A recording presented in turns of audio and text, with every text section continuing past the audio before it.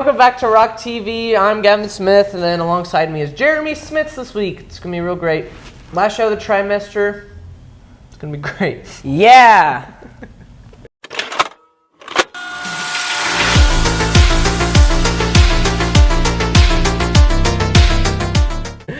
I have a severe headache. I don't know why. Can you help me? No. Do you know, like, pressure points? Ow! It just hit my hand. The gymnastics team has their sectionals meet next Saturday, February 25th in West Lafayette. So here's a little promo for you guys.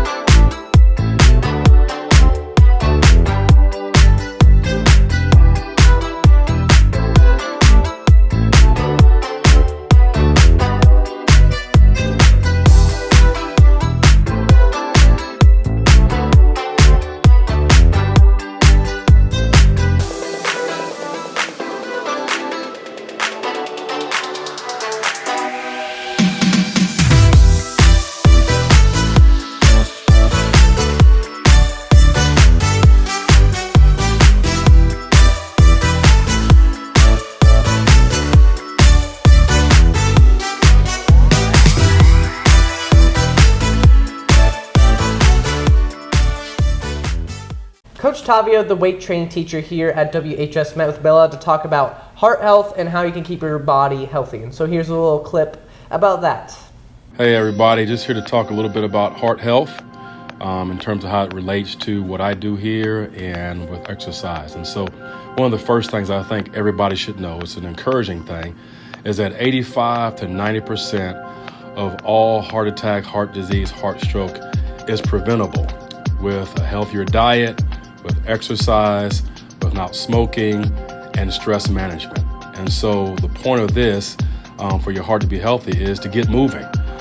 Do something, some form of exercise, some form of activity. It is a proven, research-proven fact that if you just do 20 minutes a day of just leisurely, not even real exercise, but just leisurely activity, it can reduce your chances of stroke and heart disease by 25%.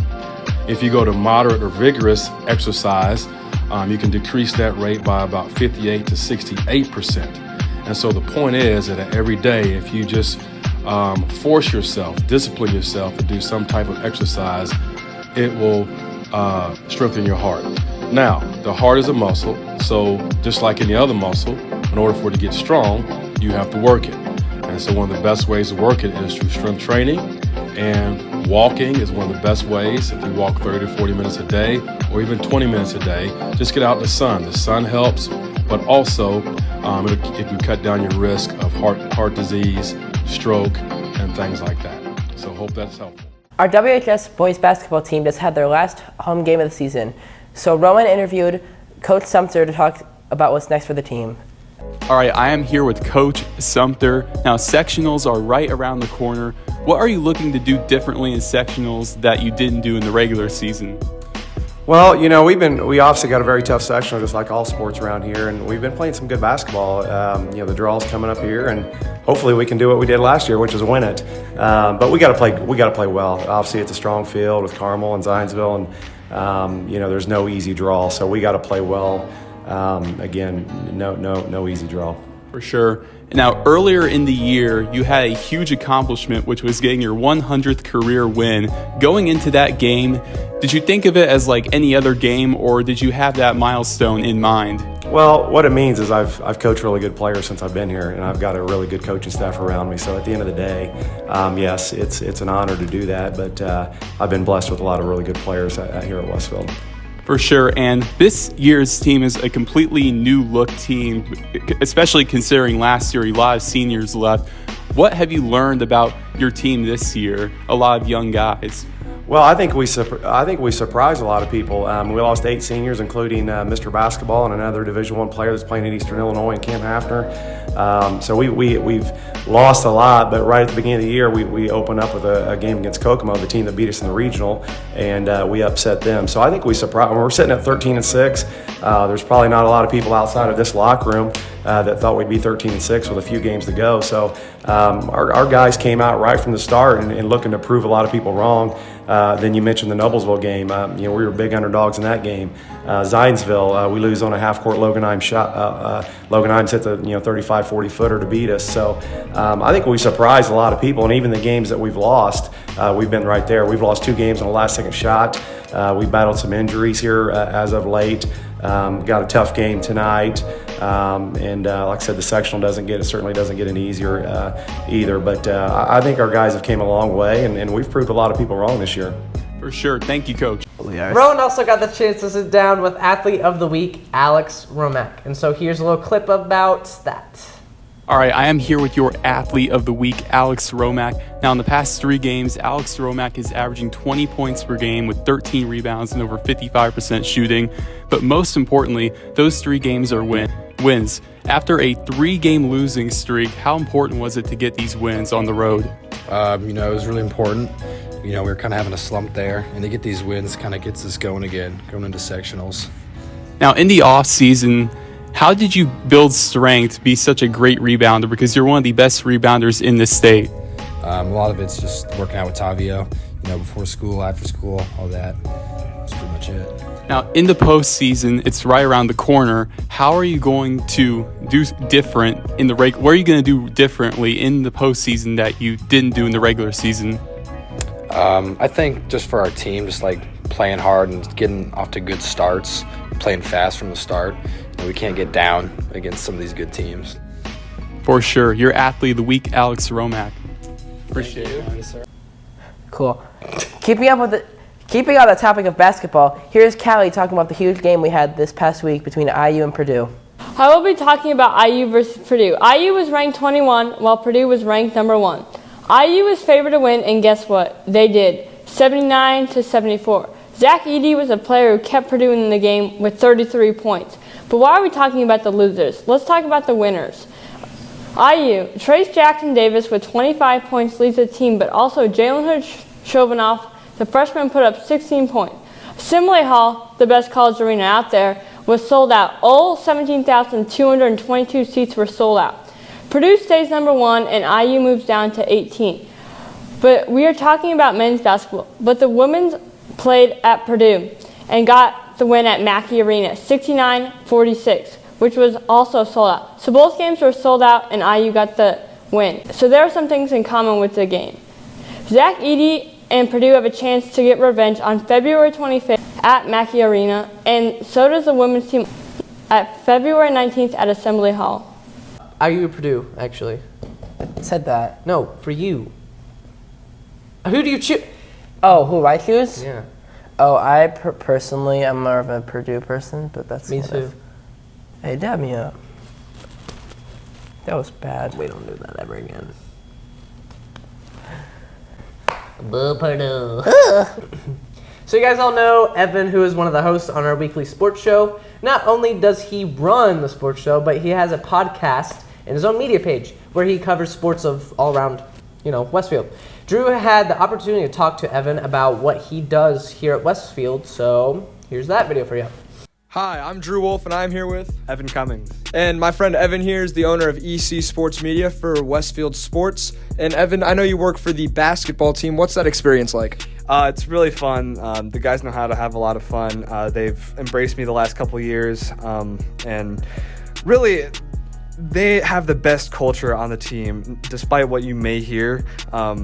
Everywhere from freshman to JV to varsity, they all are really welcoming people, and they have, again, as I said, a lot of fun. So I definitely say the basketball team is a phenomenal team to work for. So how did you get into videography? So I'm going to give you a little shout out here. Aaron Walpole, Ink Tapes. I believe it was my 8th grade year. I saw his videos on my Instagram page, and I was like, hey, those look cool. And I just wondered if I could end up making videos like that. And so I tried, and obviously at first they weren't good, but I progressed and I got better equipment, and it turned out to be a really good hobby, and it turned out to be a passion that I didn't know I had. So that's how I got into it. Awesome. And what is your favorite sport to cover other than basketball? Ooh, that's a tough one. The teams that I really like filming for, the volleyball team is really fun. The baseball team is also really fun, but this is a little bit of a sleeper pick. The tennis team is a phenomenal team. They have a lot of fun, and they have usually the results to show for it. And really, I like a fun experience, and all three of those teams provide a really good experience. So it's a toss-up, but I like filming for a lot of teams. All right, awesome. Thank you. Speaking of Evan, here is his ranking of the most recent Colts quarterbacks.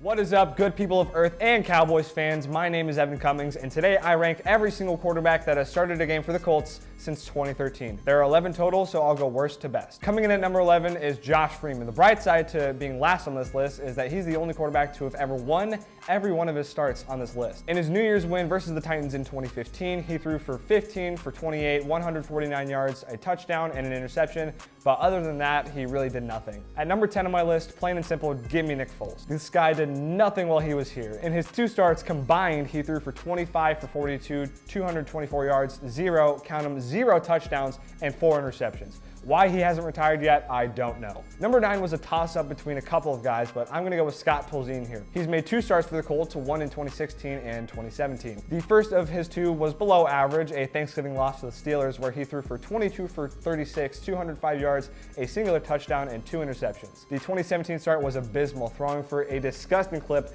of 9 for 18, 128 yards, and 2 picks. And for that game alone, he secures himself at number 9. At number 8, it's Brian Hoyer. It seemed like he was a backup forever with our organization, and you would have thought he started more than 2 games. Hoyer made 2 starts in 2019, both of which were losses, and both subbing in for an injured quarterback. In those starts, he combined for 35 completions on 65 passes, 372 yards, 4 touchdowns, and 4 interceptions. Not much to say, except he was a very mid-pack quarterback. Depending on how the draft this year goes, this QB might be higher if we give him a couple of years. At number 7, I'll take Sam Ehlinger. You heard me.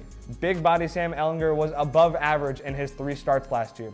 His best start was the Tank Bowl loss versus the Texans, where he went 25 for 35, 209 yards, and 2 touchdowns. He also rushed for 21 yards, which only 1 or 2 other quarterbacks on this list could do. Nonetheless, in my eyes, he was better than the 4 guys behind him, and I'm willing to fight people about that. Finally, we get to some actual good performances. At number 6, I have Matt Hasselbeck. I remember playing his Team Superlatives card on Madden Mobile. He made 8 starts in 2015, tallying up nearly 1,700 yards and a smidge under 10 touchdowns, with one of the worst O-lines in the league at that time. He also went 5-3, saving us from embarrassment and a below 500 record. He was a solid quarterback, and in my opinion, his stint was too short. The top 5. It's been a journey. Thanks for staying with me. At number 5, give me and barely give me Matt Ryan. His performance was very, very, very underwhelming and created many trust issues with Colts fans. This man left the team wondering if we'd ever have a good quarterback again. In 12 starts last year, he racked up a little over 3,000 yards, and his touchdown to interception ratio was 14-13. His QBR wasn't anything to brag about either, 43.1. For a man we put our trust in so much,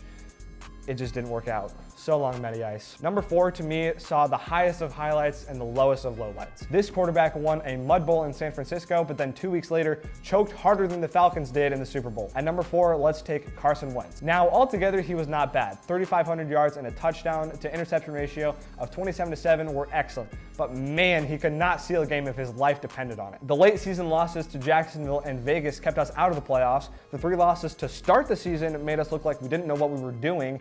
And please, for the love of everything holy, don't bring up that Monday night game in Baltimore. Since we didn't make the playoffs under him, Wentz stays at 4. That season still to this day ticks me off. We had such a good team. The podium, we're here. The bronze medal. My number 3 on this list is Jacoby Brissett. He made a combined 30 starts for the Colts, 15 in 2017 and 15 in 2019. 2017 was not his year, and it wasn't for the Colts for that matter, as he just won 4 games the entire season. In that year, he threw for just over 3,000 yards and 13 touchdowns. He also tacked on 4 rushing touchdowns. In 2019, however, it was a different story. After a tough week 1 loss, Brissett went on a rampage, having one of the best sections of his time with the Colts. In 6 games, he won 5, throwing for 12 touchdowns and only 3 interceptions, and exactly 1,400 yards. Then reality hit and we went 7-9, missing the playoffs, but his loyalty to the team and above average performance propelled him to number 3 on this list. Now, number 2 wasn't exactly a guy I thought would be this high up, but after looking at his stats, he was very, very good for the program. At silver, the number 2 spot on this list,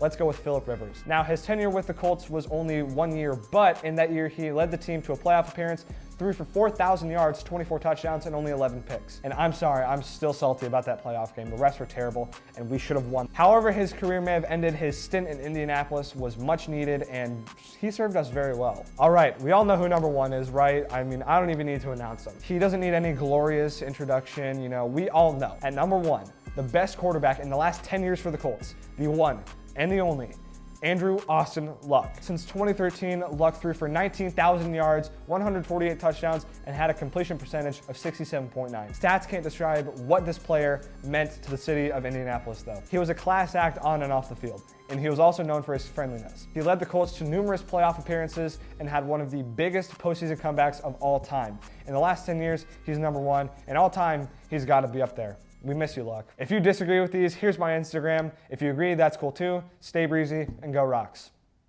Oh. Who's there? Come in. Who that'll be Come in, there? come in, come in, come in. Come in. Here we have special guest, Will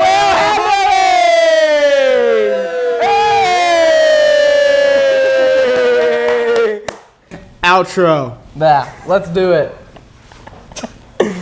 So, yeah, this is the last show of the trimester. Awesome. Thank you guys so much for watching this week. We'll catch you for the first ever video in Try 3. I hope to see you then. So be good. Westfield. Woo, go Westfield. I'm scary. Bra, bra, bra, bra, bra, bra.